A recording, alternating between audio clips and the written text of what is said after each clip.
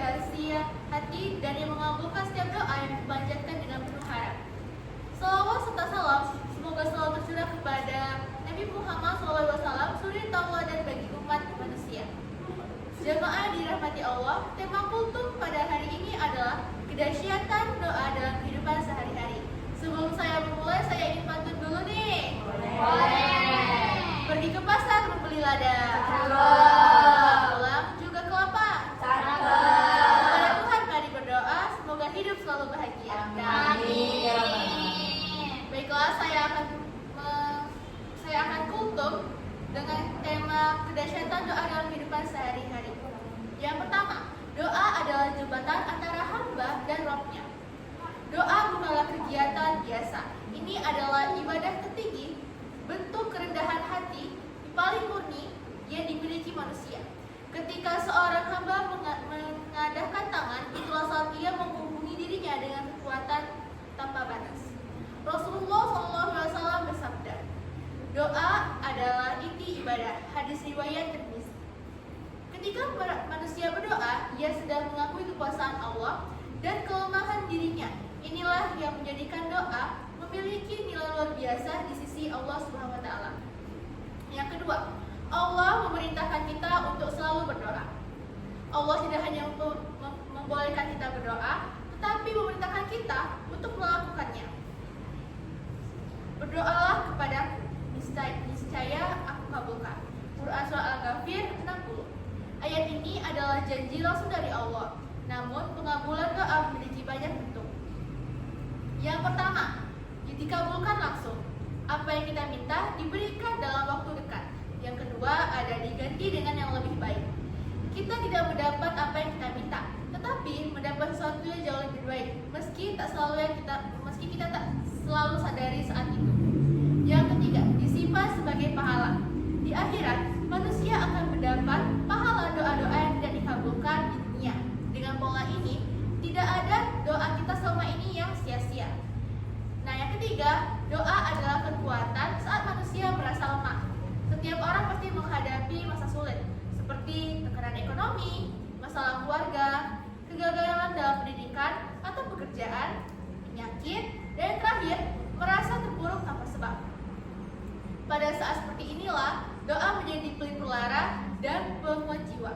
Contohnya adalah Nabi Yunus alaihissalam dalam keadaan paling gelap di antara perut ikan. Di tengah lautan malam, beliau tidak memiliki siapapun kecuali Allah dan doanya. Doanya berbunyi, La ilaha illa anta subhanaka inni kuntu minaz zalimin. Yang dimana Quran Surah Al-Anbiya 87. Doa ini bukan hanya menyelamatkan Nabi Yunus, tetapi menjadi senjata spiritual bagi seluruh manusia dalam menghadapi masalah. Yang keempat, doa menenangkan hati dan menghapus kegelisahan. Jiwa manusia sering resah, memikirkan masa depan, takut gagal, takut tidak cukup, cemas akan banyak hal. Allah berfirman, ingatlah, hanya dengan mengingat Allah, hati menjadi tenang. Quran Surat Ar-Ra'd 28. Mengingat Allah melalui doa adalah salah satu bentuk zikir yang paling menyenangkan. Banyak orang menemukan kedamaian bukan setelah menyelesaikan masalah, tetapi setelah memperbanyak doa kepada Allah Subhanahu wa taala. Nah, yang kelima, syarat agar doa lebih mudah dikabulkan. Agar doa kita dipanjatkan lebih dekat dengan pengabulan, ada beberapa adab dan syarat. Yang pertama, memulai doa dengan pujaan dan sholawat. Rasulullah SAW mengajarkan doa, meskipun doanya panjang dan penuh pemohonan. Yang ketiga, hati yang khusyuk. Doa yang keluar dari hati yang bersungguh-sungguh lebih didengar oleh Allah SWT. Yang keempat, tidak terburu-buru. Rasulullah SAW bersabda, doa kalian akan dikabulkan selama kalian tidak berkata, aku sudah berdoa tapi belum dikabulkan. Hadis riwayat Bukhari. Yang kelima, berdoa di waktu mustajab. Beberapa waktu mustajab antara lain sepertiga malam terakhir, antara azan dan iqamah, saat turun hujan, saat sujud, dalam sholawat, dan pada hari Jumat. Yang keenam, doa yang perlu kita biasakan setiap hari. Yang pertama, saat cemas atau takut, dia berbunyi hasbunallah wa ni'mal wakil. Yang kedua, saat ingin dimudahkan urusan, yang berbunyi Rabbi yasir wa la tu'yasir. Yang ketiga,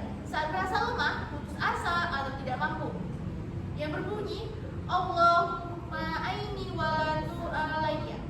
Yang kelima, untuk ketenangan hati yang berbunyi Allahumma inni as'aluka nafsan mutmainnah.